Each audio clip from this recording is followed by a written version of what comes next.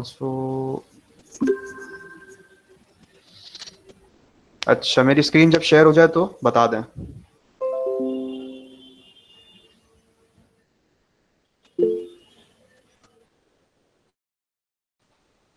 Set.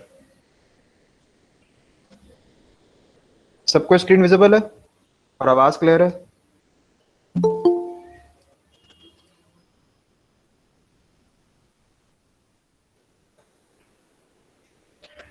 All right, सो आज की class start करते हैं। बेस्ड ऑन हमारा लास्ट फीडबैक फॉर्म, लेक्चर 2 का फीडबैक फॉर्म, काफ़ी सारे स्टूडेंट्स को जावास्क्रिप्ट में इश्यूज थे। वो अपने इश्यूज सारे टॉपिक्स को दोबारा कवर करेंगे।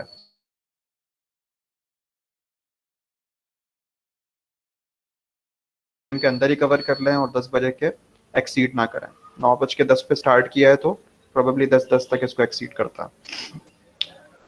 अच्छा, बिफोर वी स्टार्ट, आज की सबसे पहले हम जर्नी देख लें कि हमारी जर्नी कहाँ तक पहुंची है। क्लास 1 में हमने इंट्रोडक्शन दिया था और अब थोड़ी डिस्कशन करी थी, और क्लास 2 में हमने जावास्क्रिप्ट के कुछ टॉपिक्स को जो है वो डिस्कस किया था। इसके अंदर से ये लास्ट 2 टॉपिक जो फरहान को डिस्कस करना है, जो फरहान को डिस्कस करने थे, वो मिसिंग है, अभी हुए नहीं है। वो इंशाल्लाह नेक्स्ट क्लास में कवर करेंगे। आज की क्लास में प्रोबेबली फरहान हमारे साथ नहीं होंगे, वो अपनी कुछ पर्सनल मसरूफियात की वजह से आज की क्लास नहीं ले पाएंगे, तो आज की पूरी क्लास मैं ही अटेंड करूँगा। अच्छा, आज हम डिस्कस करेंगे कि वेब कैसे काम करता है, थ्योरी डिस्कशन होगा इसका, और नोड जेएस के इंस्टॉलेशन, npm और npx ये दोनों क्या चीज़ें हैं और इन दोनों में क्या फ़र्क है।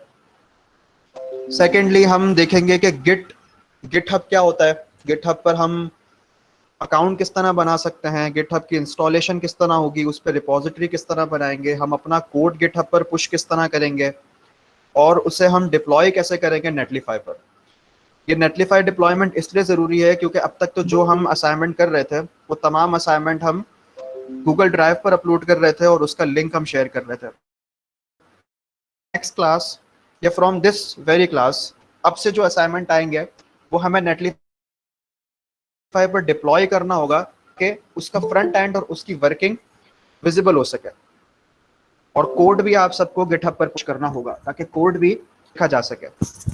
और अब थ्योरी असाइनमेंट्स नहीं होंगे, अब हम कोडिंग असाइनमेंट्स की तरफ आए। थ्योरी हमने बहुत कर ली, तो लेट्स स्टार्ट विथ। अच्छा, इससे हम थोड़ा सा डिवाइड कर लेते हैं। सबसे पहले मैं ये आज के कंटेंट कवर कर लेता हूँ, ज़्यादा लंबे कंटेंट नहीं है, बहुत जल्दी कवर हो जाएगा, और इसके बाद हम जावास्क्रिप्ट को डिस्कस करेंगे, ठीक है।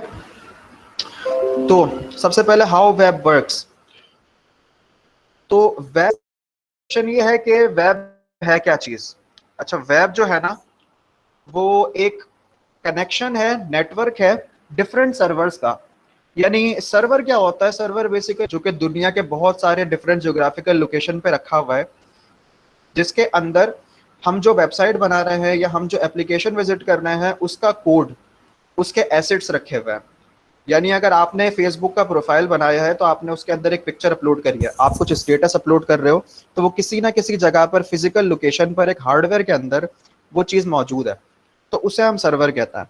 और जब वो बहुत सारे सर्वर आपस में इंटरलिंक होकर एक वेब बना ले, एक जाला बना ले, तो उसे हम इंटरकनेक्टेड होने की वजह से इंटरनेट कहते हैं, और वही चीज़ हम सर्वर भी कहलाती है। तो जब हम यहाँ पर कोई एड्रेस करते हैं ना, फॉर एग्जाम्पल मैं यहाँ पर टाइप कर रहा हूँ google.com, तो ये google.com टाइप करने के साथ साथ जैसे ही मैंने इसे टाइप किया, ये टाइप करने के साथ हमें एक वेबसाइट शो हो गई।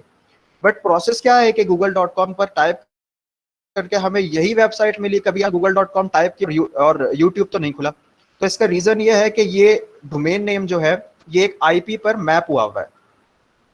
गूगल की आईपी क्या है, गूगल की आईपी क्या है, अगर मैं यहाँ पर जाऊं और मुझे देखना है कि गूगल की आईपी क्या है, तो मैं यहाँ पर जाकर अपने google.com और मैं इसे एंटर करूंगा तो ये मुझे बता देगा कि गूगल की आईपी पाकिस्तान रीजन के इस रीजन के हिसाब से ये है। ठीक है, बस time out, I don't know ये मुझे क्यों दे रहा है, मेरा नेटवर्क कर रहा है। तो अगर मैं गूगल की आईपी देखना चाहूँ, दोबारा इसको करता है, तो यहाँ पर मैं पिंग लिखकर google.com कर दूंगा, मुझे गूगल की आईपी दे देगा। तो इस आईपी एड्रेस के ऊपर google.com की ये जो वर्डिंग है, ये जो डोमेन है, ये मैप हुआ हुआ है।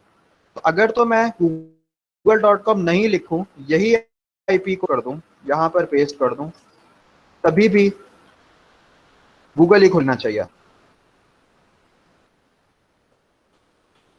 क्या आप अपने पास करके देखिएगा, आई डोंट नो, मेरा नेट शायद थोड़ा स्लो चल रहा है। मेरी आवाज और स्क्रीन परफेक्ट आ रही है, इसमें तो कोई इशू नहीं आ रहा।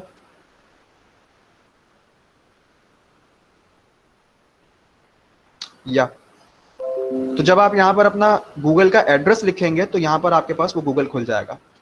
और इस एड्रेस की खासियत यह है कि इस एड्रेस को अगर आप सर्च करेंगे लोकेशन पर, इस एड्रेस को आप सर्च करेंगे लोकेशन पर, तो आपको एक ज्योग्राफिकल लोकेशन भी पता चल जाएगी। और इस तरह से कि जब आप यहाँ पर अपना इसकी एक इसकी प्रैक्टिकल एग्जांपल ये है कि अगर आप अपने सीएमडी पर आईपी कॉन्फ़िग लिखोगे और इसे इंटर करोगे तो आपको आपकी करंट इंटरनेट की आईपी एड्रेस आ जाएगा। मैं अभी इसको शो नहीं करूंगा अपने सिक्योरिटी कंसर्न्स की वजह से, और ये रिकॉर्डिंग है और ये यूट्यूब पर जाएगा और मैं नहीं चाहता कि मेरी आईपी पब्लिक हो जाए।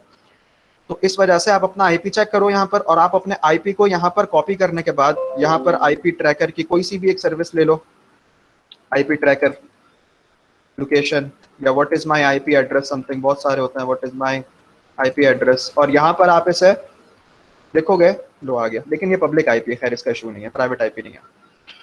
तो प्राइवेट आईपी पर आपको दिख जाएगा कि आपका लोकेशन क्या है। तो इसी तरह से हम गूगल की आईपी से उसका सर्वर, उसकी लोकेशन देख लेंगे, और जब भी आप यहाँ पर उसकी लोकेशन पर रिक्वेस्ट जाएगी एक, फॉर एग्जांपल मैं यहाँ पर आपको करके बताता हूँ।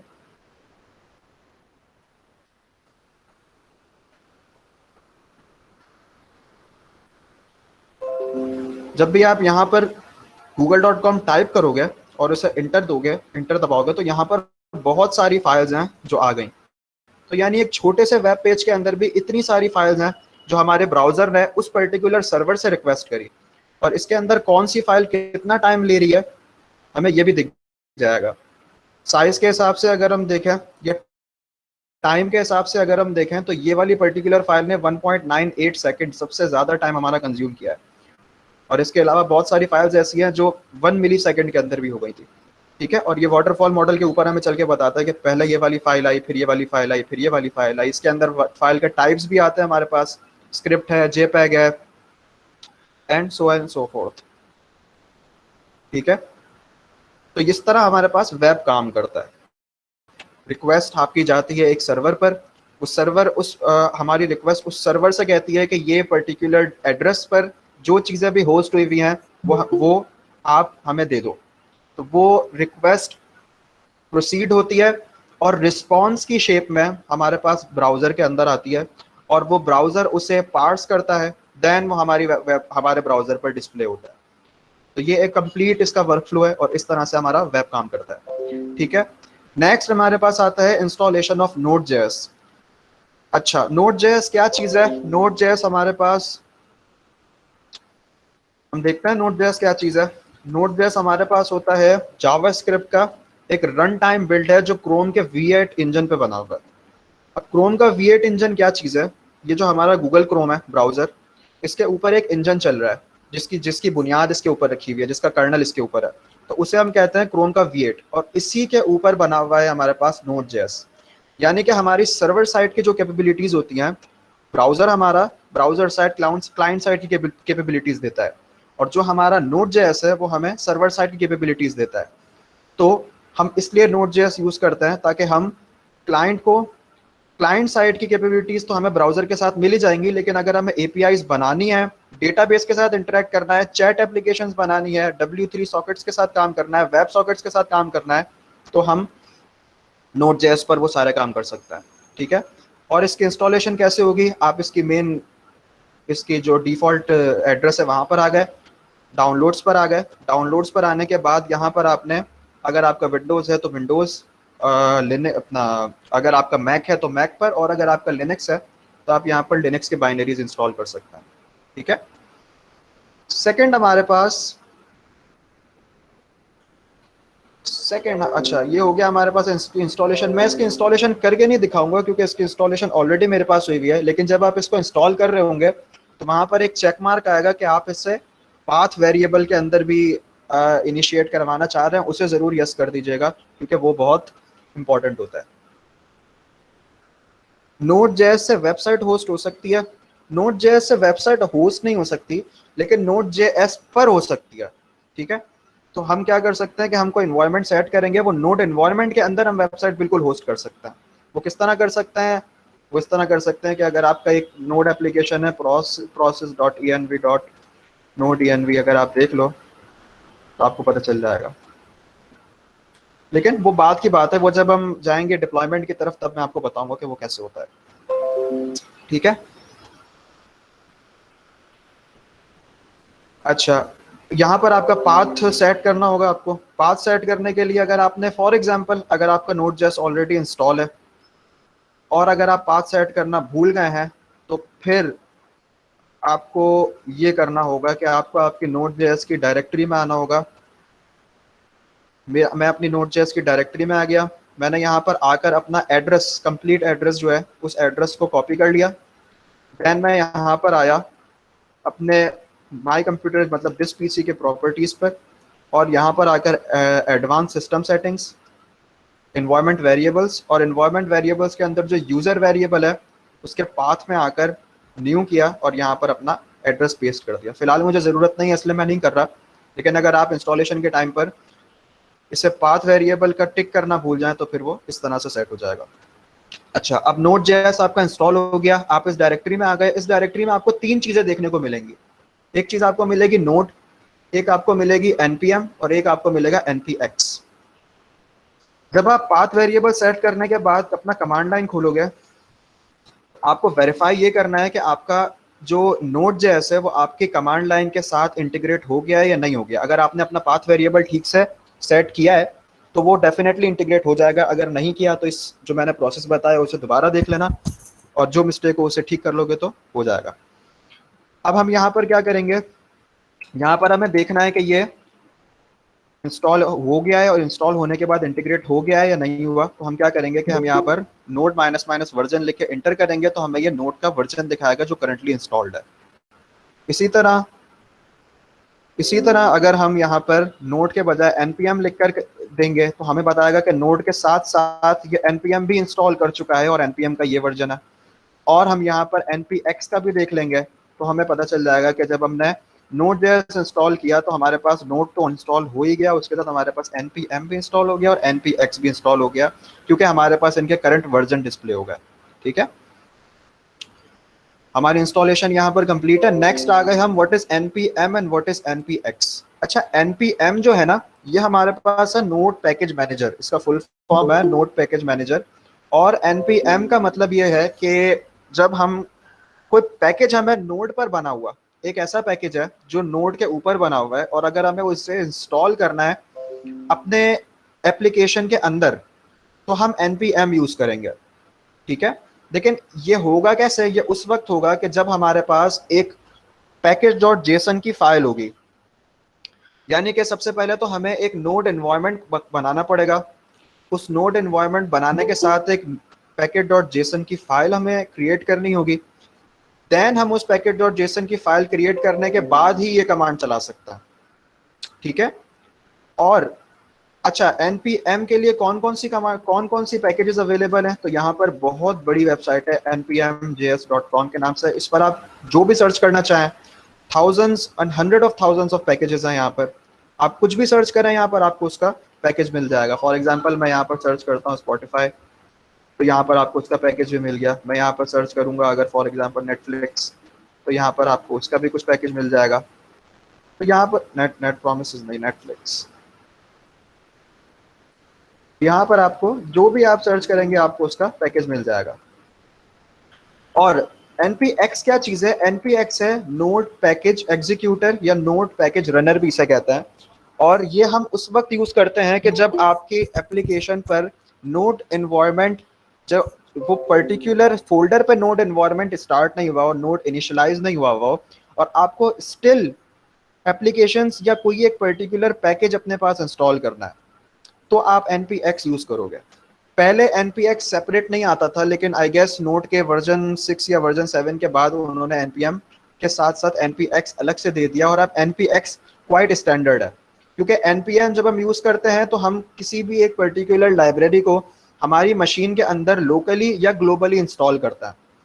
तो अगर फॉर एग्जांपल आपको कोई ऐसी लाइब्रेरी चाहिए जो आपको चेक करनी है, आपको पर्टिकुलरली उसे लोकली या ग्लोबली इंस्टॉल नहीं करना, तो फिर आप npx यूज करो। और जहां जहां पर जो लाइब्रेरी जो प्लेटफॉर्म आपको npx का सपोर्ट देता है, तो वहां पर आई वुड हाईली से कि आप वही यूज करो, ताकि आपकी लोकल डिस्क का डेटा बच जाए, आपकी हार्डवेयर का, आपके एसएसडी का डेटा बच जाए। और ठीक है, यहां तक हो गया। अच्छा, यहां तक किसी का कोई question? either you write in the chat or you can open up your mic and speak. मेरा एक क्वेश्चन था कि कभी कभार जब हम रिएक्ट पे एक ऐप रन करते हैं तो कभी कभार हमें npm स्टार्ट लिखना पड़ता है, कभी कभार npx स्टार्ट लिखना पड़ता है, तो उसकी वजह क्या होती है? अच्छा, जब हम रिएक्ट की एप्लीकेशन स्टार्ट करेंगे ना, तो स्टार्ट हम सिर्फ और सिर्फ npm से ही कर सकते हैं, npx से नहीं कर सकते। npx से सिर्फ और सिर्फ आप इंस्टॉलेशन कर सकते हो। जब आप रिएक्ट की एप्लीकेशन स्टार्ट करोगे तो आप देखोगे कि यहाँ पर एक package.json का फोल्डर है, और उस फोल्डर के अंदर हमारे पास एक कमांड होती है, स्क्रिप्ट्स का एक ऑब्जेक्ट होता है, उसके अंदर हमारे पास स्टार्ट की एक कमांड होती है, स्टार्ट की एक की होती है। तो आपको जब वो की एग्जीक्यूट करनी है तो आप उसे npm रन स्टार्ट या npm स्टार्ट के थ्रू ही कर सकते हो, npx के थ्रू नहीं कर सकते। npx आप सिर्फ और सिर्फ जब आप रिएक्ट की लाइब्रेरी को अपने एप्लीकेशन में इनिशियलाइज करवाओगे तभी कर सकते हो, npx क्रिएट रिएक्ट ऐप, और फिर आपका रिएक्ट का नाम। Any other question?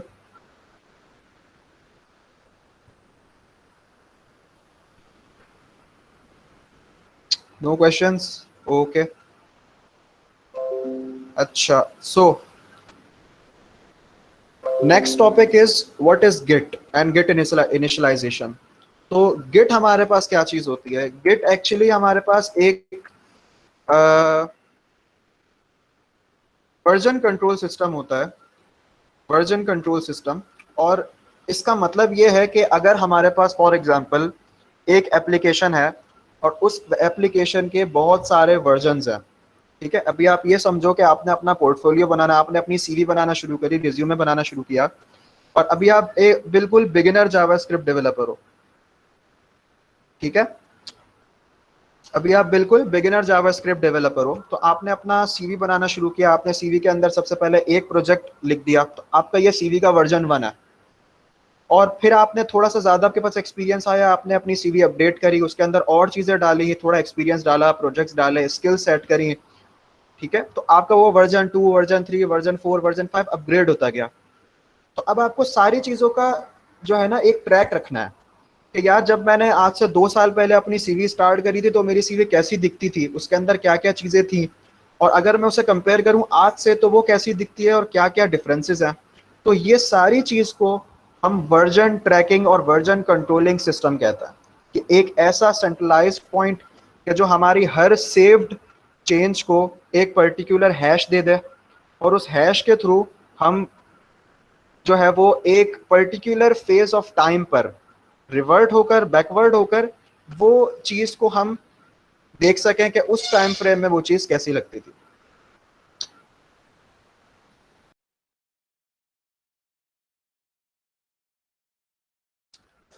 ठीक है, तो ये हमारे पास गिट है। और इसका एक और फायदा ये होता है कि फॉर एग्जांपल अगर हम एक एप्लीकेशन पर डेफिनेटली मल्टीपल डेवलपर्स काम कर रहे होते हैं, और उसके अंदर ब्रांचेस का भी एक कॉन्सेप्ट है कि अगर मैं एक एप्लीकेशन पर काम कर रहा हूं और मेरे साथ अगर फरहान एक एप्लीकेशन पर काम कर रहा है और माज एक एप्लीकेशन पर काम कर रहा है,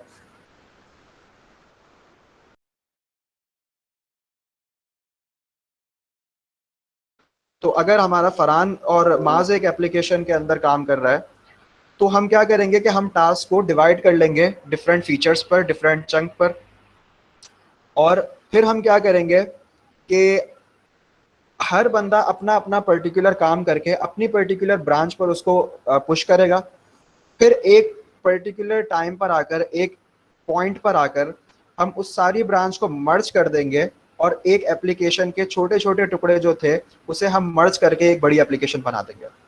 एक इसका ये फायदा भी है गिट का, और एक दूसरा फायदा गिट का ये भी है कि अगर फॉर एग्जांपल आपने आज काम किया और आज आपने जब काम खत्म करके अपना कोड पुश कर दिया तो आपकी एप्लीकेशन बिल्कुल वर्क कर रही थी, और आपने एक हफ्ते बाद जब कुछ काम चेंज कर किए, बहुत सारा काम कर लिया, फिर आप दोबारा उसी फीचर पर आए जो एक हफ्ते पहले वर्क कर रहा था लेकिन वो आज वर्क नहीं कर रहा, तो फिर आप दोबारा पीछे जाकर उस टाइम स्टैम्प पर जाकर अपना पुराना कोड देख सकते हो और वो पुरानी गलती जो आपने की है उसे आप ठीक कर सकते हो। तो गिट के बहुत सारे फायदे हैं और डेफिनेटली गिट को पर यूज करना चाहिए। अच्छा, गिट की इंस्टॉलेशन किस तरह होती है? बहुत इजी है। यहाँ पर आप आ गए, आपको जाना है यहाँ पर गिटहब पर। गिटहब आपने खोल लिया। अब अगर आपका अकाउंट नहीं है तो गिटहब कुछ आपको इस तरह दिखेगा। यहाँ पर आपका एक साइन अप का ऑप्शन होगा, यहाँ पर साइन इन का ऑप्शन होगा। अगर अकाउंट नहीं है तो साइन अप पर आ जाए, और अगर अकाउंट है तो साइन इन पर आकर अकाउंट बना लें, और साइन इन पर आकर जो है वो लॉग इन कर लें।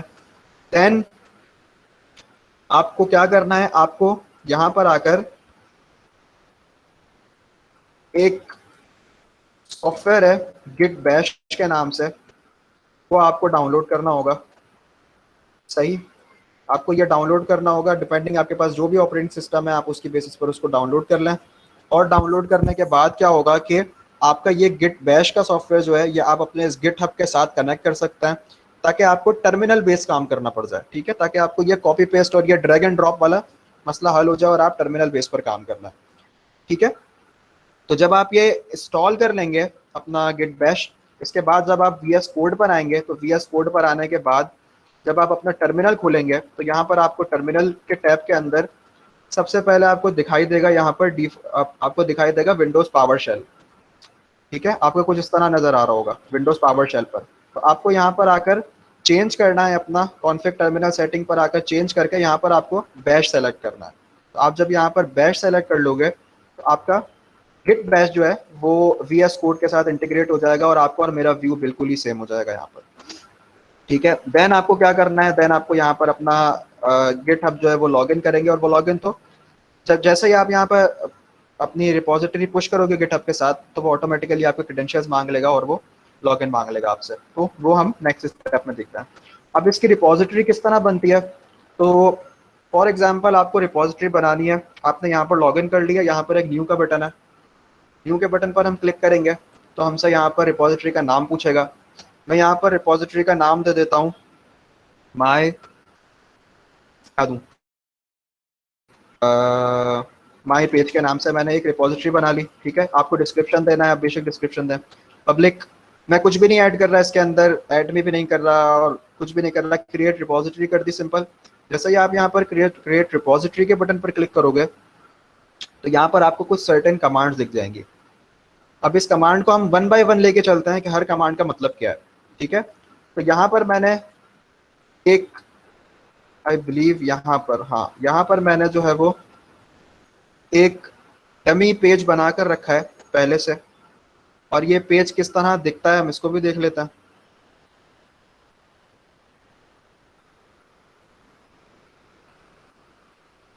इस तरह दिखता है ये। ठीक है, ये बिल्कुल डमी पेज है सादा सा। तो अब हमें क्या कर रहे हैं, सबसे पहले ये कह रहा है कि सबसे पहले तो हमें यहाँ पर गिट को इनिशियलाइज करवाना है। यानी अभी हमने यहाँ पर पेज तो बना लिया लेकिन यहाँ पर कहीं पर भी हमने इस गिट को इनिशियलाइज नहीं किया, राइट। तो अब हमें क्या करना है कि अब हमें इस गिट को इनिशियलाइज करवाना है। git bash,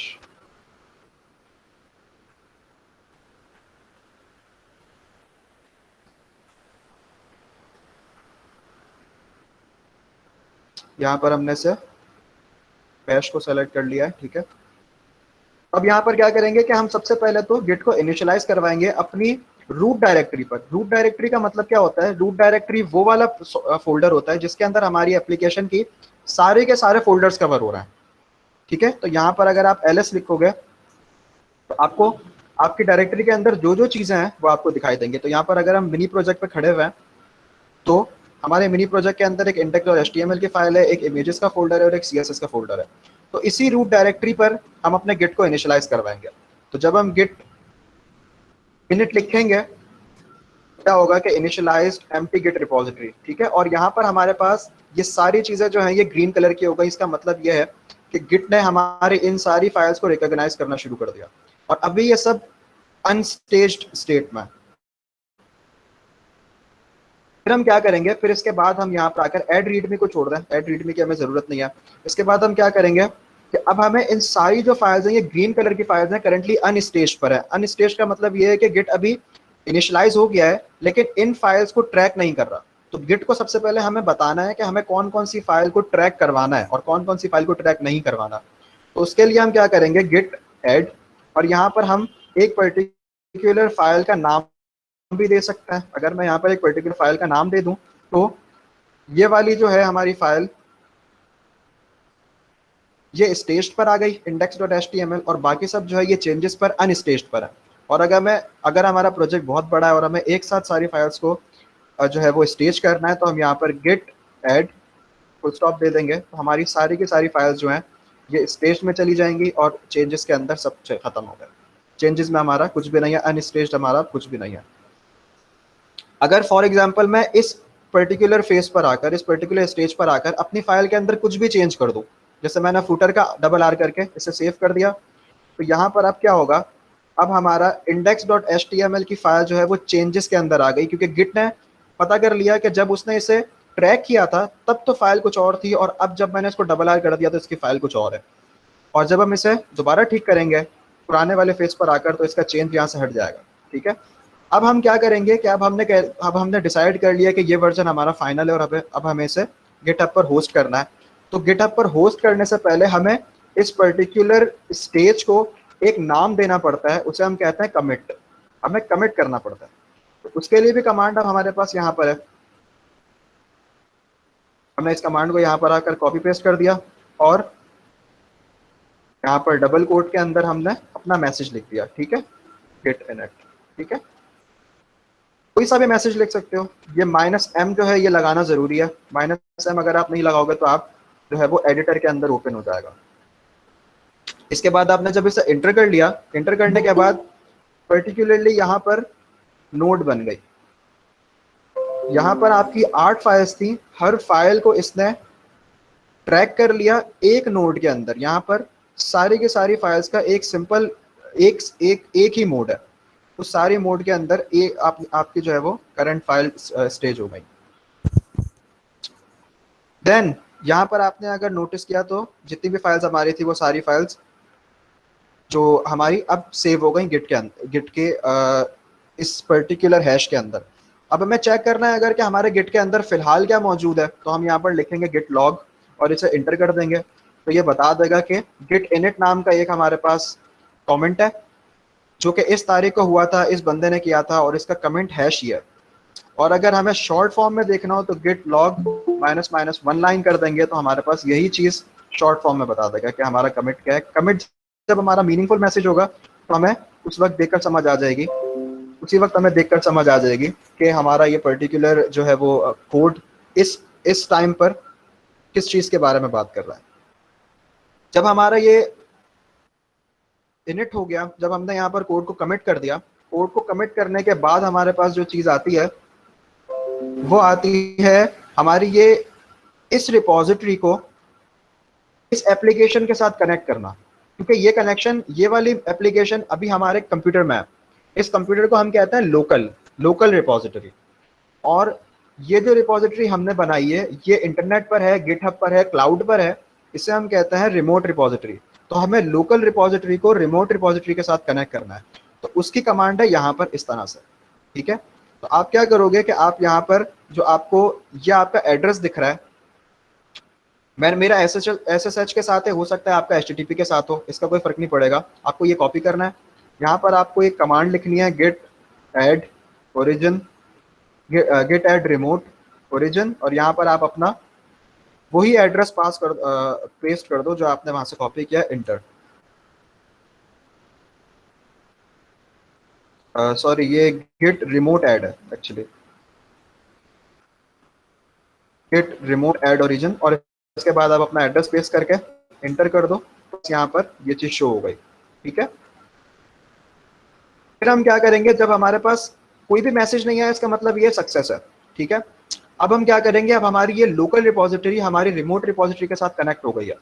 अब हमें क्या करना है, अब हमें सिंपली पुश कर देना है। यानी पुश का मतलब ये होता है कि जो चीज़ यहाँ पर है उसे पुश कर दो, फॉरवर्ड कर दो लोकल से रिमोट।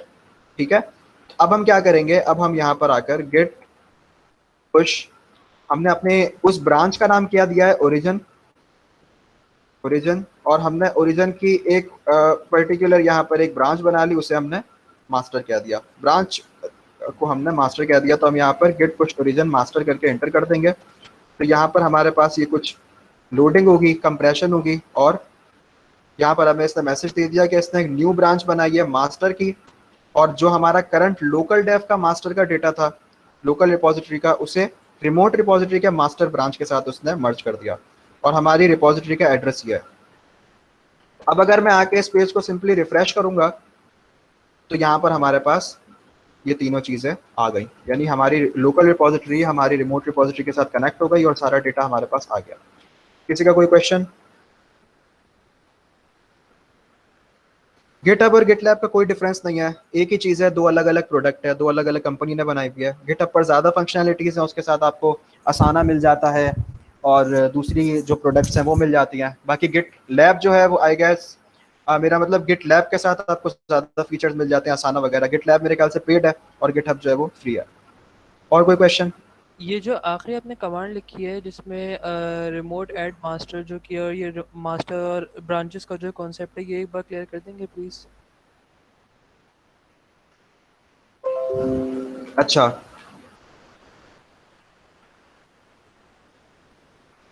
गिट के अंदर हमारे पास कॉन्सेप्ट होता है ब्रांचेस का।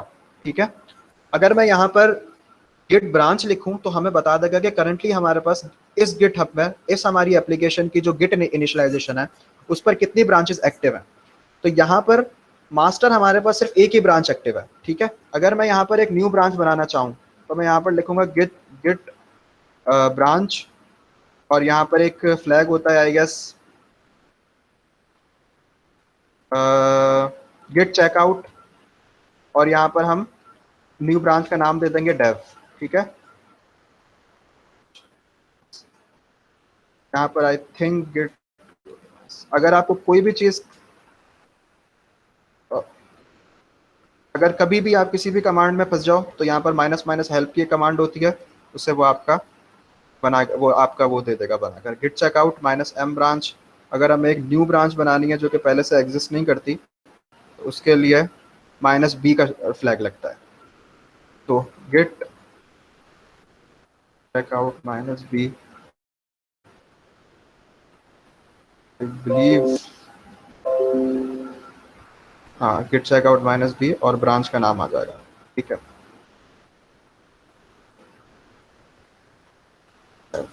ठीक है, हम यहाँ पर इसने कह दिया कि स्विच कर दिया इसने एक न्यू ब्रांच के साथ, और उसका नाम है डेव। अब अगर हम यहाँ पर अपने गिट की ब्रांच चेक करेंगे तो हमें ये दो ब्रांचेस बताएगा, डेव और मास्टर, और करंटली हम कहाँ पर खड़े हुए हैं, करंटली हम डेव पर खड़े हुए हैं। ठीक है, तो अब अगर मैं दोबारा मास्टर पर जाना चाहूँ तो मैं कर दूंगा गिट चेकआउट मास्टर, क्योंकि मास्टर ऑलरेडी एग्जिस्टिंग थी तो मास्टर पर आ गया, वरना हमें माइनस बी का फ्लैग देना पड़ता। ठीक है, ये मास्टर पर आ गया। और अब हम क्या करेंगे, अब हम यहाँ पर अगर कुछ चेंज कर दें, find me on these social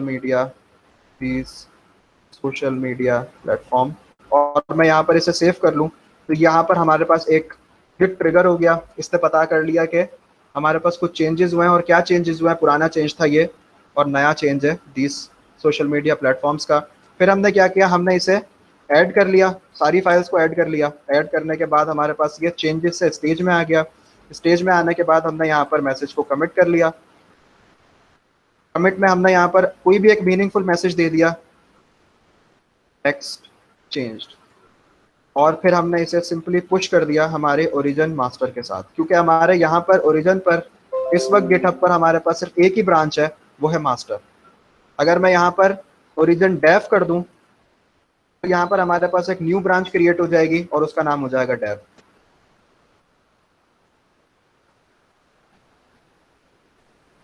ठीक है, तो इसने क्या किया कि इसने करंटली जो हमारी लोकल डेव ब्रांच है उसे इसने रिमोट के डेव ब्रांच के साथ कनेक्ट कर दिया। अगर मैं यहाँ पर इसे रिफ्रेश करूं तो यहाँ पर हमारे पास एक डेव ब्रांच आ गई। ठीक है, सही।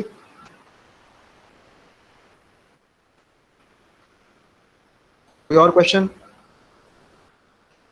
ये कि हम लोग ब्रांचेस बनाते क्यों हैं, मतलब हमने डिफरेंट ब्रांचेस पे काम क्यों किया, उसका फ़ायदा क्या होता है? अच्छा, ब्रांचेस हम बनाते हैं ट्रैक करने के लिए। फॉर एग्जाम्पल, एक प्रोजेक्ट पर आप भी काम कर रहे हो, एक प्रोजेक्ट पर मैं भी काम कर रहा हूँ। ठीक है, अब हम दोनों फ्रंट एंड डेवलपर हैं।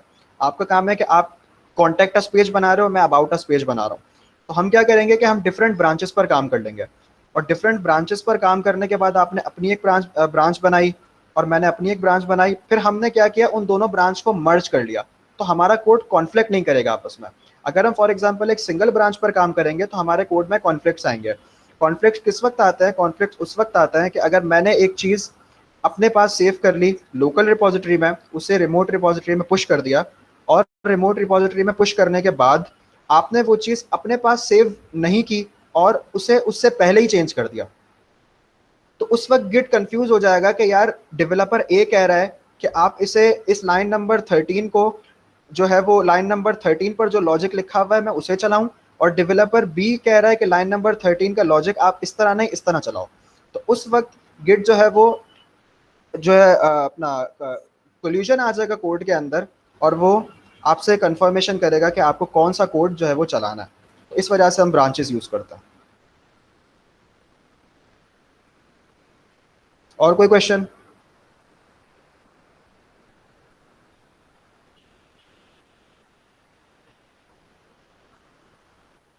अच्छा, नेक्स्ट टॉपिक की तरफ आते हैं। नेक्स्ट टॉपिक है हमारे पास नेटलिफाई डिप्लॉयमेंट। अच्छा, नेटलिफाई क्या है? नेटलिफाई बहुत इजी है, हमारे पास एक डिप्लॉयमेंट सर्विस है। हम वहाँ पर अपनी वेब एप्लीकेशंस को, वेबसाइट्स को डिप्लॉय कर सकते हैं। तो नेटलिफाई का भी बिल्कुल इसी तरह का सीन है। आपने netlify.com लिखना है। अगर आपका अकाउंट नहीं है तो आपका अकाउंट बनाना है, फ्री है, फ्री ऑफ कॉस्ट है। और अगर अकाउंट है तो लॉगिन पर आ जाना है। लॉगिन मेरा ऑलरेडी हुआ हुआ होगा आई बिलीव। हाँ, मेरा लॉगिन ऑलरेडी हुआ हुआ है। अच्छा, जब आप यहाँ पर आ जाओगे तो नेटलिफाई की एक खासियत ये है कि ये आपकी गिटहब की रिपोजिटरी के साथ कनेक्ट हो जाएगा। तो आपको सिर्फ और सिर्फ ये करना है कि आपको यहाँ पर आकर, जब आपने गिटहब बना लिया, आपने गिटहब पर अपना कोड पुश कर दिया और वो वर्किंग कोड है, तो यहाँ पर आपने न्यू साइट फ्रॉम गिटहब किया। यहाँ पर आकर आपने गिटहब के साथ अपना ऑथेंटिकेट कर लिया। ठीक है, मेरा ऑलरेडी ऑथेंटिकेटेड है। जैसे ही आप इसे ऑथेंटिकेट करोगे, यहाँ पर आपकी सारी रिपोजिटरीज आ जाएंगी। इसमें से आपको अपनी पर्टिकुलर रिपोजिटरी को चूज करना है। मैंने अभी बनाई थी माई पेज के नाम से। माई पेज यहाँ पर है, मैं माई पेज पर आ गया। माई पेज पर आने के बाद ये पूछ रहा है कि गिट पर आपकी कितनी ब्रांचेस हैं। तो हमने मास्टर भी बनाई थी, डेव भी बनाई थी, लेकिन ये एक रूल है कि जब आप डिप्लॉय करते हो तो डिप्लॉय आप मास्टर ब्रांच पर करते हो, क्योंकि वो सबसे बड़ी ब्रांच होती है। और यहाँ पर आप बिल्ड कमांड लिखते हो। तो बिल्ड कमांड आप उस वक्त लिखोगे जब आपकी कोई एनपीएम की फाइल होगी, या आपके नोड की, या जावा की, या कोई भी एक ऐसी सर्वर साइड रनिंग लैंग्वेज की कोई फाइल होगी। फिलहाल सिंपल HTML CSS और जावास्क्रिप्ट है, तो हमने एक स्टैटिक वेबसाइट के लिए बिल्ड कमांड हमें देने की जरूरत नहीं है। तो यहाँ पर अगर मैं डिप्लॉय साइट कर दूं तो ये डिप्लॉयमेंट स्टार्ट हो जाएगी इसकी। और अगर मैं यहाँ पर आकर साइट सेटिंग में आपको दिखा सकूं, बल्कि ये डिप्लॉय हो चुका है। तो अगर मैं इस पर्टिकुलर वेबसाइट पर जाऊं तो यहाँ पर हमारी वेबसाइट जो मैंने यहाँ लोकल ब्राउजर में चलाई थी, यहाँ पर मैंने लोकल सर्वर पर चलाई थी, वो हमारी यहाँ पर वेबसाइट पर लाइव हो गई है। तो अगर मैं इसे आप लोगों को लिंक दूं तो इसे आप अपने पास भी ओपन कर सकते हो ब्राउजर में। और नेक्स्ट जितने भी असाइनमेंट होंगे उन सारे असाइनमेंट में आपको नेटलिफाई पर डिप्लॉय करने के बाद अपने नेटलिफाई का लिंक ही शेयर करना है, ताकि उसे विजुलाइज कर सकें। और कोड आपको नेट अपना गिटहब पर डालना है, ताकि आपकी कोड क्वालिटी और कोड को भी हम चेक कर सकें। ठीक है, किसी का कोई क्वेश्चन?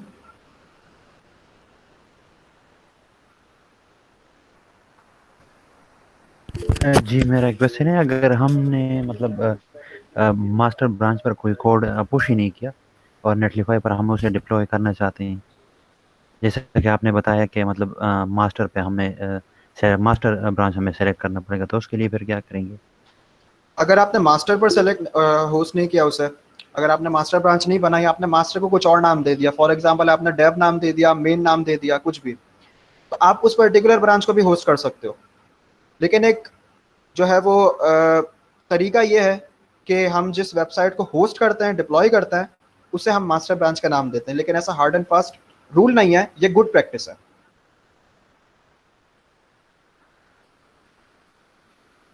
हाँ, नेटलीफाई होस्टिंग प्लेटफॉर्म है।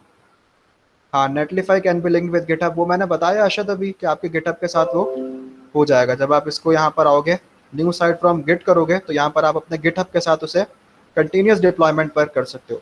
अब इसका एक फ़ायदा ये है कि अब आपने यहाँ पर एक दफ़ा इसे डिप्लॉय कर दिया, देन अगर मैं अपना कोड को चेंज करूँगा, यहाँ पर मैं कोड को अगर मैं यहाँ पर चेंज करूँगा,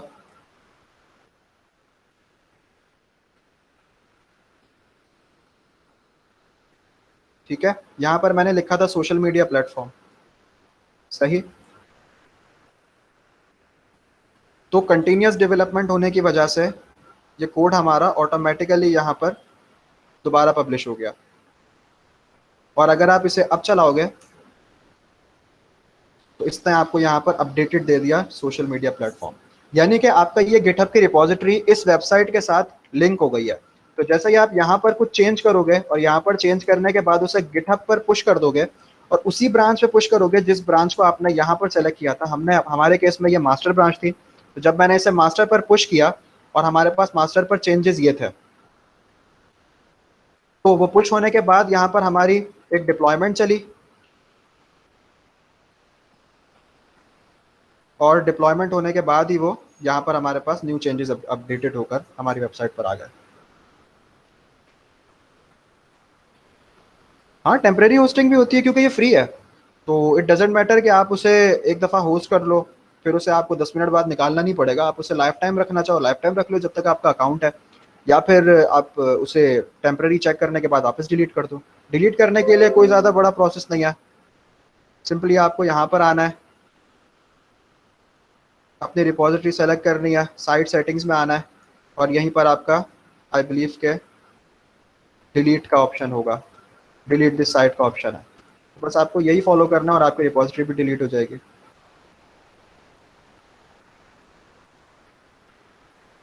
और कोई क्वेश्चन आज के सेशन से रिलेटेड या फिर जावास्क्रिप्ट से रिलेटेड, क्योंकि अब हम जावास्क्रिप्ट का टाइम शुरू कर रहे हैं। अगर अभी इस पर भी किसी का क्वेश्चन है आज के सेशन से रिलेटेड तो प्लीज़ पूछ लें। सर एक क्वेश्चन था। हाँ पूछो। सर ये मैं गिट में कोड पुश कर रहा हूँ। मुबशर आवाज़ नहीं आ रही आपकी, टाइप कर लो आप। सर एक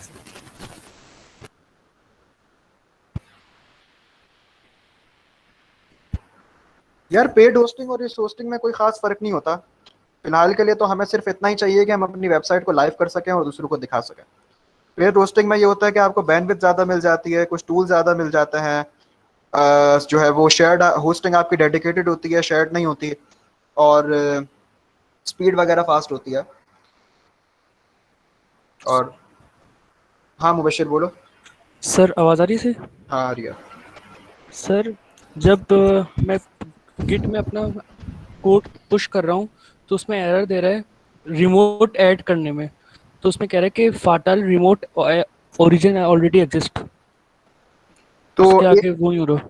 अच्छा, तो उसका रीज़न ये है कि ऑलरेडी आपके पास यहाँ पर एक रिमोट ऑलरेडी एग्जिस्ट है। हमने यहाँ पर जब रिमोट ऐड किया था तो उस वक्त हमने एक न्यू रिपॉजिटरी बनाई थी और उससे पहले यहाँ पर ओरिजिन हमारे पास ऐड नहीं था। तो इसका एक सॉल्यूशन तो ये है कि आप कंप्लीटली ये वाली जो आपने ओरिजिन दिया हुआ है, रिमोट दिया हुआ है, उसे आप रिमूव कर दो, या फिर आप यहाँ पर इस ओरिजिन का नाम चेंज कर दो। आप लिख दो गिट रिमोट ऐड, अपना नाम लिख दो यहाँ पर मुबशर, और लिंक यहाँ पे पेस्ट कर दो तो चल जाएगा। चलें सही है, चेक करता हूँ। Thank you. और कोई क्वेश्चन?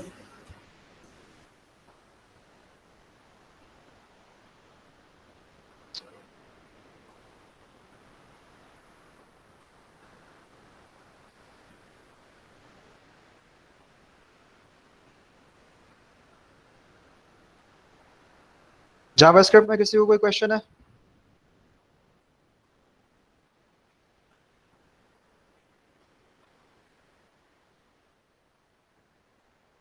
अगर क्वेश्चन नहीं है तो सेशन एंड कर दें। एरो फंक्शंस ठीक है, और प्रोमिसेस ठीक है, और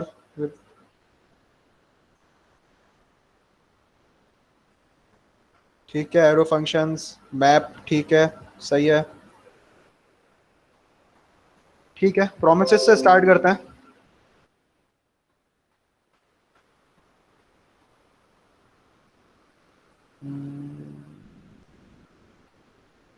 लेक्चर 3 सही। अगर मैं यहाँ पर एक फाइल बनाऊं जावास्क्रिप्ट की, और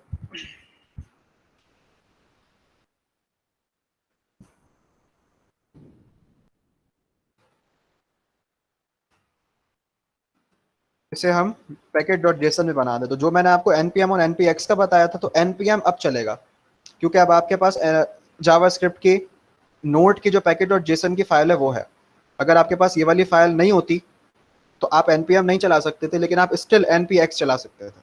ठीक है, तो वही मतलब था कि अगर आपके पास लोकल रिपोजिटरी पर सॉरी आपके पास लोकली या ग्लोबली इंस्टॉलेशन करनी पड़ती है। जो मैं कर रहा हूँ अभी, इसका जानना इतना ज़रूरी नहीं है, वो बाद में हम कर लेंगे।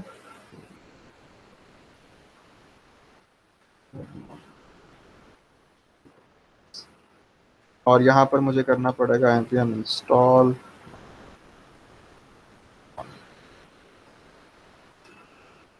ठीक है, नोडमॉन जो होता है वो हमारी कंटिन्यूस डेवलपमेंट के लिए यूज़ होता है, ताकि अगर हम कोई चेंज करें तो वो चेंज हमें बार बार सर्वर रीस्टार्ट ना करना पड़े, वो चेंज ऑटोमेटिकली जब हम कोई चीज़ चेंज करें तो सर्वर रीस्टार्ट हो जाए।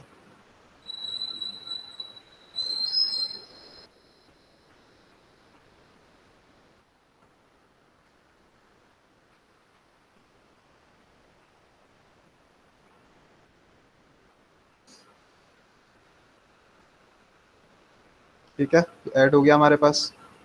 तो चला के देख लेते हैं console.log 123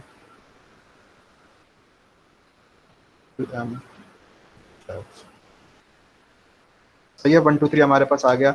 अच्छा, प्रोमिसेस से स्टार्ट करते हैं सबसे पहले। अच्छा देखो, प्रोमिसेस और एसिंक्स जिसकी सबसे ज्यादा रिक्वेस्ट आई है, ये होता है हमारे पास एसिंक्रोनस जावास्क्रिप्ट। जावास्क्रिप्ट जो है ना, ये दो तरह की होती है, एक सिंक्रोनस और एक एसिंक्रोनस। सिंक्रोनस का मतलब ये है कि वो लाइन बाय लाइन एग्जीक्यूट करेगा। पहले पहली लाइन उसने एग्जीक्यूट कर दी, वो खत्म हो गई, फिर दूसरी लाइन उसने एग्जीक्यूट कर दी, फिर तीसरी लाइन कर दी। यही जावास्क्रिप्ट का नेचुरल बिहेवियर है, क्योंकि JavaScript single threaded scripting language है। अगर आप उसके अंदर उसे एसिंक्रोनस बिहेवियर देना, एसिंक्रोनस बिहेवियर का मेरा मतलब क्या है? एसिंक्रोनस का मेरा मतलब यह है कि अगर आप फॉर एग्जांपल लाइन नंबर 2 पर हो, तो आप लाइन नंबर 3 पर उस वक्त तक नहीं आ जाओ जब तक लाइन नंबर 2 कंप्लीट ना हो जाए। कंप्लीट होने का मेरा क्या मतलब है, वो ये कि लाइन नंबर 2 के ऊपर कोई ऐसा कोड लिखा हुआ है जो थर्ड पार्टी से डेटा ले रहा है। एग्जाम्पल, अगर आप रेस्टोरेंट गए, आपने रेस्टोरेंट पर जाने के बाद मेन्यू लिया, ऑर्डर किया, ऑर्डर करने के बाद आपका जो है वो ऑर्डर आगे शेफ तक गया, उसने खाना बनाया, देन आपको प्रोसीड हुआ। ये पूरी एक समझो एक एप्लीकेशन है।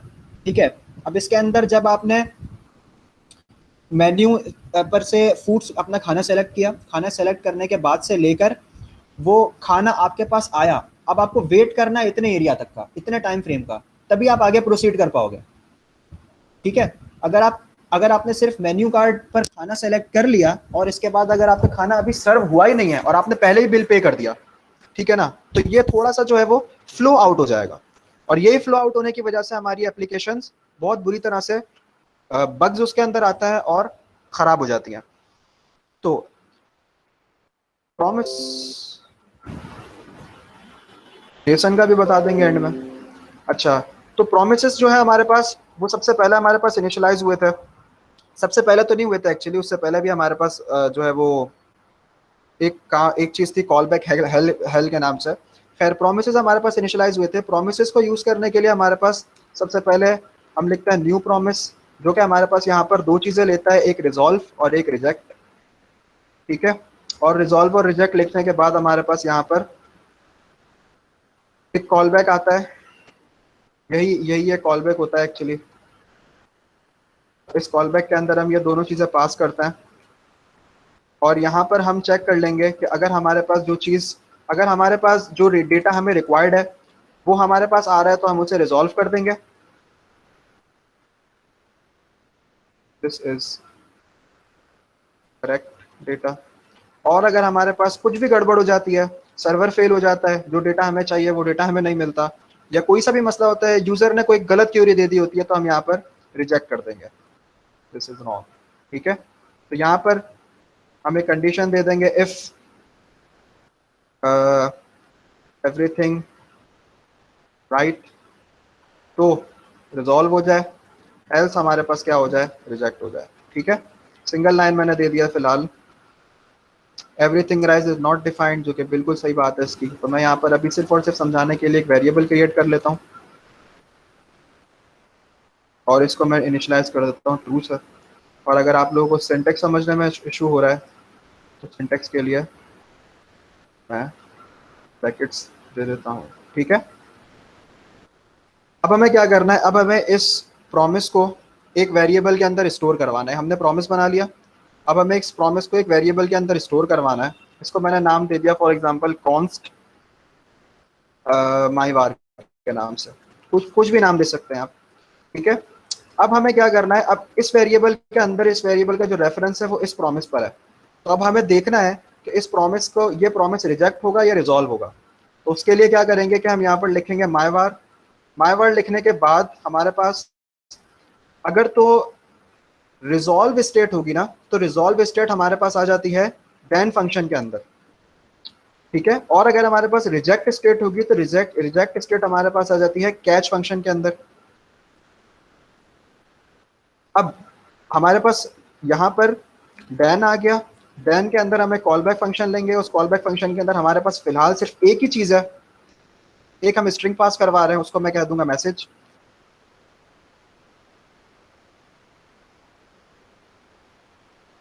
और यहाँ पर हम, ठीक है, और एल्स के केस में जो रिजेक्ट है,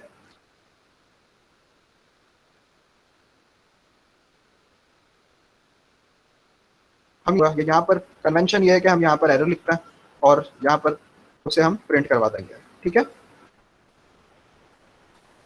सही। अब ये डेटा मैंने चला दिया, तो यहाँ पर चूंकि हमारे पास ये ट्रू था, इफ की कंडीशन हमारे पास ट्रू हुई, this is a correct data, तो हमारे पास यहाँ पर करेक्ट डेटा शो हो गया, राइट। लेकिन अगर तो हमारे पास ये एसिंक्रोनस एप्लीकेशन होती, फॉर एग्जांपल आप ये समझो कि हमारे पास एक डेटा है, ये डेटा उस वक्त तक हमें रिसीव नहीं होगा जब तक, तब तक हमें आगे नहीं जाना। तो ये देन का फंक्शन और कैच का फंक्शन उस वक्त तक नहीं चलेगा जब तक हमारे पास रिजॉल्व और रिजेक्ट कॉल नहीं होंगे। और ये रिजॉल्व और रिजेक्ट एक कि जब तक हमारा वेटर खाना हमें लाकर सर्व नहीं कर देगा तब तक हम उसे कैश पे नहीं करेंगे। जब हमें खाना सर्व कर दिया उसने लाकर, हमने खाना खा लिया, कंडीशन मैच हो गई, हमने रिजॉल्व कर दिया। अगर वेटर आकर हमसे खाना खाने से पहले ही हमसे पैसे मांग लेगा, बिल मांग लेगा, तो हम उसे रिजेक्ट कर देंगे। ठीक है, मैं यहाँ पर एपीआई कॉल करके नहीं दिखा रहा, एपीआई कॉल करके मैं एसिंक अवेट में दिखा दूंगा कि वो जो है वो इजी होता है। ठीक है, इसके अंदर एक चीज हमारे पास और होती है फाइनली के नाम से। ये फाइनली भी एक कॉल बैक फंक्शन है। फाइनली का मतलब ये है कि ये हर हाल में फंक्शन चलेगा, चाहे तो हमारा रिजेक्ट हो, चाहे हमारा जो है वो रिजॉल्व हो। जब हमारा रिजॉल्व होगा ना, देन में आएगा तो कैच में नहीं आएगा, और कैच में आएगा तो देन में नहीं आएगा। लेकिन फाइनली एक ऐसा कॉल बैक फंक्शन है कि अगर हमारा देन में आएगा तो वो फाइनली में भी आएगा, और अगर हमारा कैच में आएगा तभी वो फाइनली में पास होगा। तो फॉर एग्जाम्पल आप एक एप्लीकेशन पर जा रहे हो, आपने एप्लीकेशन पर, बहुत सारी एप्लीकेशन पर देखा है, जब हम साइन इन करते हैं तो वो एक स्पिनर घूमता है। ठीक है, तो वो स्पिनर हमारा एक ऐसी कंडीशन है कि चाहे तो यूजर सही अपना यूजर ने पासवर्ड दे या गलत यूजर ने पासवर्ड दे, जैसे ही हमें रिस्पॉन्स मिल जाए हमें वो स्पिनर को हटाना है। तो उन दोनों केस के अंदर जब हमारा एक, उन दोनों केसेस के अंदर हमें स्पिनर को हटाना है तो हम उसे फाइनली के अंदर लिखेंगे। और अगर मैं यहाँ पर इसे नॉट ऑपरेटर के साथ दे दूं, नॉट ऑपरेटर मैंने लास्ट क्लास में पढ़ाया था कि जो भी हमने लिखा है उसका उल्टा। तो यहाँ पर ये ट्रू है तो ट्रू का उल्टा हो जाएगा फॉल्स। तो अगर हमारे पास फॉल्स है तो हमारा ये दिस इज करेक्ट डेटा चल जाए। ठीक है, तो चूंकि अभी हमारा ये फॉल्स नहीं था, अभी हमारा ये ट्रू था, तो यहाँ पर इसने हमें दिस इज रॉन्ग दिखा दिया, राइट। अब हम आते हैं एसिंक अवेट के ऊपर। अब यहाँ पर आप देखो कि ये थोड़ा बड़ा कोड है,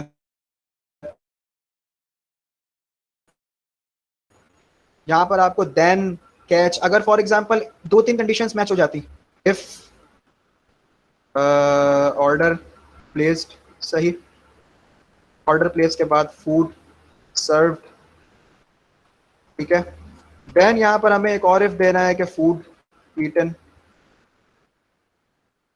तो जाके हमारा यहाँ पे ये आ जाए। तो हमारे पास ये मल्टीपल जो है ना वो एप्लीकेशन हो गए। फिलहाल ये एरर दे रहा है क्योंकि मैंने वेरिएबल नहीं बनाए, but it's not an issue, ठीक है। तो अब हमें क्या करना पड़ेगा कि हमें यहाँ पर कोई इस तरह की एप्लीकेशन होगी तो यहाँ पर हमें मल्टीपल देन देना पड़ेगा, यानी देन के अंदर हमें एक और दफा प्रॉमिस कॉल करना है और उसके अंदर हमें दोबारा से कैच और देन को कॉल करना पड़ेगा। तो ये क्या है कि कॉल बैक्स के अंदर कॉल बैक चली जाएंगी तो इसकी रीयूजेबिलिटी, इसकी विजिबिलिटी और इसकी कोड की रीडेबिलिटी ये खराब हो जाएगी। तो इसके लिए हमारे पास एक न्यू सिंटेक्स जो है वो इनिशियलाइज हुआ था, न्यू सिंटेक्स जो है वो इंट्रोड्यूस हुआ था, जिसे हम कहते हैं एसिंक अवेट का सिंटेक्स, ठीक है। और एसिंक अवेट का सिंटेक्स जो है हमारे पास ये प्रोमिसेस के ऊपर ही, जनरेटर फंक्शंस के ऊपर ही वर्क करता है, लेकिन वो वर्क करने का उसका सिंटेक्स इतना ईजी है कि आपको इस तरह कोड को जंप नहीं करना पड़ेगा। आप जो है वो कोड को लीनियर लाइन बाय लाइन पढ़ लोगे, वो एक फंक्शन में यूज होता है। तो सबसे पहले तो हम यहाँ पर एक एसिंक का कीवर्ड दे देंगे और फंक्शन बना लेंगे। मैं एरो फंक्शन बनाता हूँ, एरो फंक्शन हमने बना लिया, ठीक है, एसिंक के कीवर्ड के साथ। उस कीवर्ड के अंदर, उस फंक्शन के अंदर हम यहाँ पर कुछ भी पास नहीं करेंगे। अगर हमें कुछ चाहिए तो हम पास कर देंगे डेफिनेटली। अब हम क्या करेंगे, हम यहाँ पर एक कीवर्ड हमने नेम के नाम से करवा दिया, ठीक है, और यहाँ पर हमने कीवर्ड दे दिया अवेट का। एक सेकंड वेट कर दिया, अब एक कॉल कर दी। ट्रिप के अंदर जो क्या करता है कि जो हमारे पास एपीआई कॉल्स होती है, थर्ड पार्टी डेटा गैदरिंग करनी है तो वो फैच फंक्शन के थ्रू होंगी। इसके अंदर हम यहाँ पर एक एपीआई दे देंगे, कोई सी भी रैंडम एपीआई दे दी, मैं रैंडमली लिख रहा हूँ api.com, ठीक है, रैंडम मैंने कुछ भी लिख दिया, यहाँ पर एक एपीआई दे दी।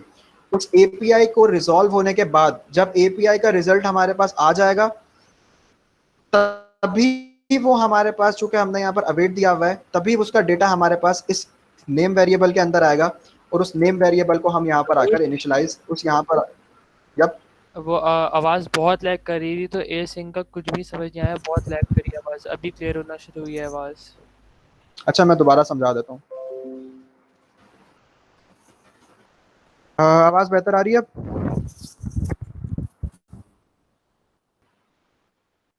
अच्छा, एसिंक अवेट जो है हमारे पास ये प्रोमिसेस के ऊपर ही बना हुआ है, जनरेटर फंक्शंस के ऊपर बना हुआ है बेसिकली।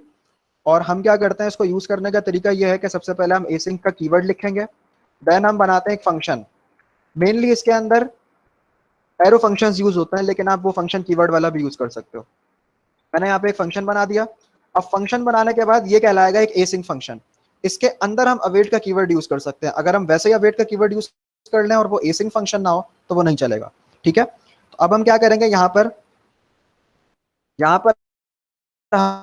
देंगे एक वेरिएबल डिक्लेयर कर लेंगे, उस वेरिएबल का हम कुछ भी नाम दे देंगे। यहाँ पर मैंने नेम नाम दे दिया। देन हमें क्या करना है, देन हमें यहाँ पर आकर एक एपीआई कॉल करना है। एपीआई कॉल का मतलब ये होता है कि आपको थर्ड पार्टी से कोई डेटा रिक्वायर्ड है। तो मैं यहाँ पर एपीआई कॉल करने का जो फंक्शन है जावास्क्रिप्ट के अंदर, वो फैच का फंक्शन है। यहाँ पर हमने फैच का फंक्शन दे दिया और यहाँ पर अभी मैं रैंडम कुछ भी यूआरएल टाइप कर रहा हूँ। मेरे पास एक पर्टिकुलर अभी फिलहाल के लिए कोई एपीआई है, एक एपीआई कॉल कर दी। जैसे ये फंक्शन एग्जीक्यूट हुआ, हमने यहाँ पर एक अवेट का कीवर्ड लिखा हुआ था, पर्टिकुलर यूआरएल पर रिक्वेस्ट गई, रिक्वेस्ट रिस्पांस जो मैंने, फिर हमने क्या किया कि हमने जैसे ये फंक्शन एग्जीक्यूट हुआ, रिक्वेस्ट हमारी एग्जीक्यूट हुई, सूरत में इस वेरिएबल के अंदर उसके बाद डिपेंड है कि जितना डेटा हमने मंगवाया है उसका साइज क्या है और आपकी इंटरनेट स्पीड क्या है, तो वो डेटा उतना रिजल्ट अभी आया नहीं, और नेम के अंदर पेंडिंग इनिशियलाइज होकर हम नेक्स्ट लाइन चल जाएगी, नेक्स्ट लाइन एग्जीक्यूट हो जाएगी। अवेट का काम क्या है? अवेट का काम यह है कि जब तक इसका रिजल्ट पेंडिंग से रिजेक्ट या रिस्पॉन्स नहीं आ जाता, तब तक ये रिजेक्ट या रिस्पॉन्स नहीं आ जाता, रिजेक्ट या रिजॉल्व, सॉरी रिजेक्ट या रिजॉल्व नहीं आ जाता, तब तक वो नेक्स्ट लाइन नहीं चलाएगा। ठीक है, तो यहाँ पर हमारे पास मैंने एक एपीआई कॉल कर ली और उसका रिजल्ट यहाँ पर आ गया। अब हमें क्या करना है? अब हमें ये देखना है कि ये अगर तो फॉर एग्जांपल कोई एरर है, ठीक है, तो हम उसे किस तरह चेक करेंगे? हम उसे चेक करेंगे ट्राई कैच के ब्लॉक के अंदर। ये ट्राई कैच का ब्लॉक भी एसिंग अवेट के फंक्शन के साथ ही इंट्रोड्यूस हुआ था, और जब हम लोग यहाँ पर काम कर रहे हैं तो जब तक सब कुछ ठीक चल रहा है, देन के ब्लॉक में चल रहा है, तब तक तो हम यहाँ पर इसे इस पर्टिकुलर देन ट्राई ब्लॉक के अंदर चलाएंगे। लेकिन अगर कोई गड़बड़ हो गई, यूजर ने कोई गलत क्यूरी दे दी थी या कोई भी एरर आ गया, सर्वर साइड का एरर आ गया जो हैंडल्ड था, जो हैंडल्ड एरर था, वो हमारे पास कैच ब्लॉक के अंदर आ जाएगा और हम यहाँ पर सिंपली उसे लॉक करवा देंगे console.error के अंदर। ठीक है, और हमें इस फंक्शन को कॉल करना है, तो इस फंक्शन को कॉल करने के लिए यहाँ पर इस फंक्शन को सबसे पहले एक वेरिएबल में इनिशियलाइज करवाना पड़ेगा। इसे मैं नाम दे देता हूँ फिलहाल के लिए एसिंग फंक, और इस एसिंग फंक को मैं यहाँ पर अगर कॉल करवा लूँ तो ये बता देगा कि यहाँ पर आपको एक प्रॉमिस रिटर्न होगा। ठीक है,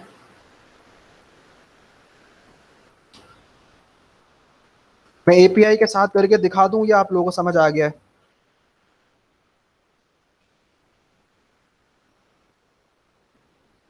सेट है, बेहतरीन, अंडरस्टूड, बेहतरीन बेहतरीन। अच्छा, किसी ने पूछा था कि अच्छा मैप्स का कुछ पूछा था किसी ने।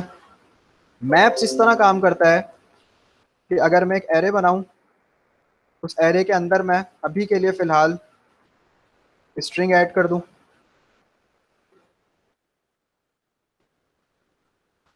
ठीक है, और एरे के by default higher order functions के अंदर हमारे पास एक मैप का फंक्शन होता है।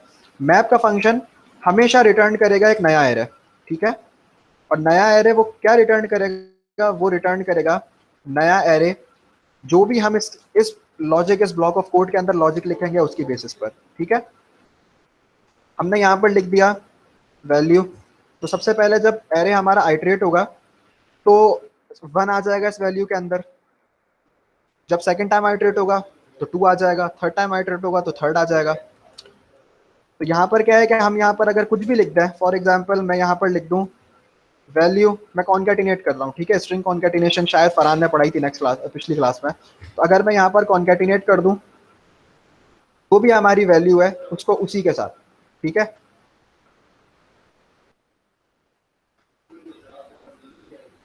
और इसे मैं रिटर्न कर दूँ, और यहाँ पर मैं न्यू एरे को कंसोल पर प्रिंट करवा दूँ और फिर इसे चला दूँ। तो यहाँ पर क्या हुआ कि यहाँ पर इसने एक नया एरे रिटर्न कर दिया, और उस नए एरे को उसने मैनिपुलेट कर दिया जो भी लॉजिक हमने यहाँ अंदर लिखा था उसके अंदर।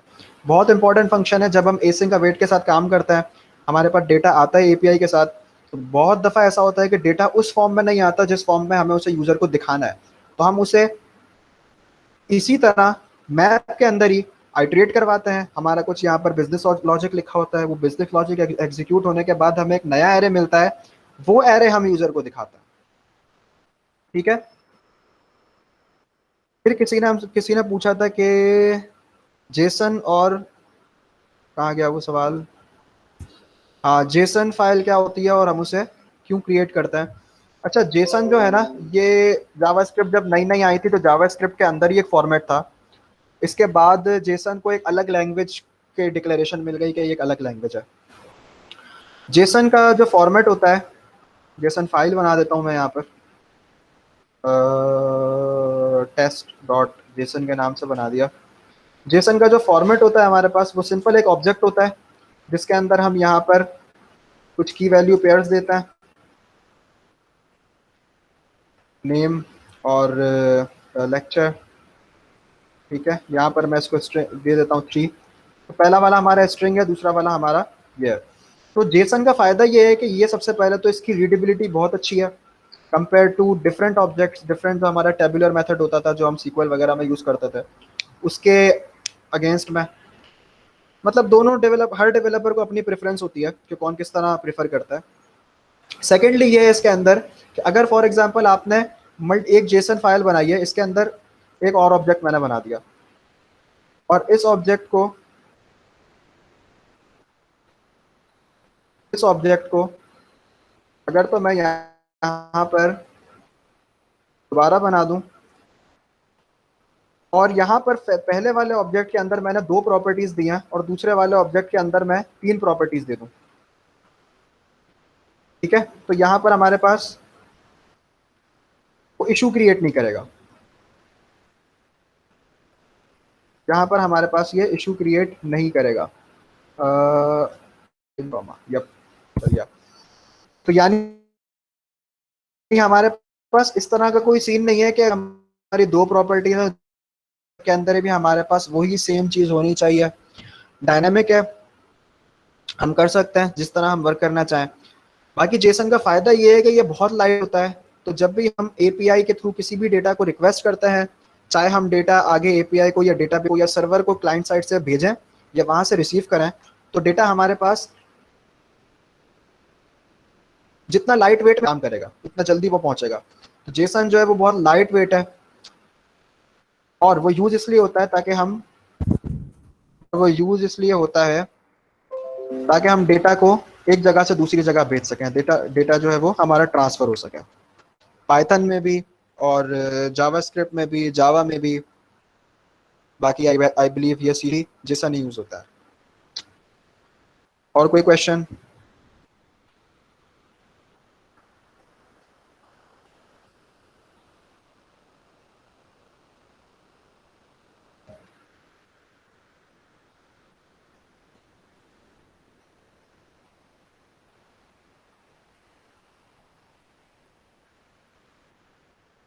अच्छा, आज का जो असाइनमेंट है वो असाइनमेंट हमारा यही है बेसिकली जो मैंने लास्ट किया था। एक दफा देख लेते हैं उसको।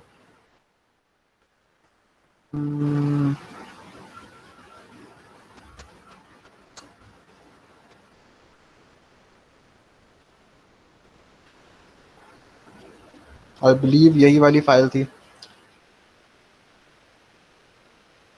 तो मैं जो कि कुछ लोगों ने किया और कुछ लोगों ने नहीं किया, 21 सबमिशंस आई हैं, मैं की हैं, अभी 2-3 चेक करी हैं, 2-3 देखना बाकी हैं। तो ये उसका ट्यूटोरियल का लिंक है। न्यू असाइनमेंट पोस्ट करूंगा मैं, उसके अंदर यही सारी डिटेल होगी। आपने क्या करना है, आपने ये ट्यूटोरियल फॉलो कर, कोडपेन का लिंक नहीं देना, बल्कि अब आपने गिटहब का लिंक देना है, और आपने अपने नेटलिफाई पर जो डिप्लॉय करोगे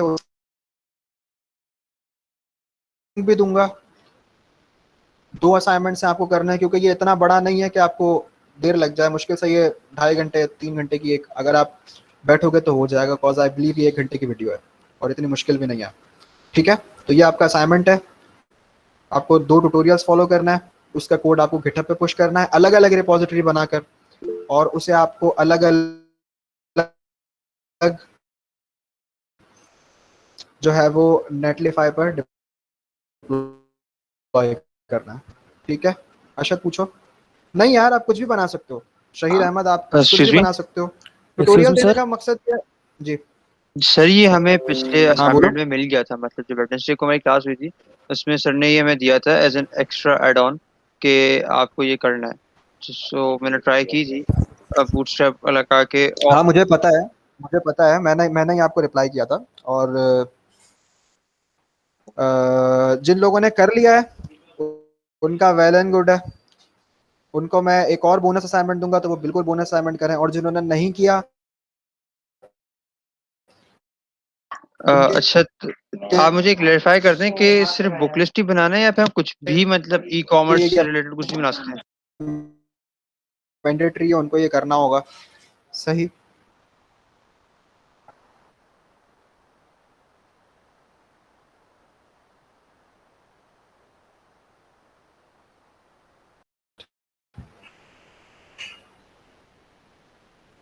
ठीक है, और कोई क्वेश्चन?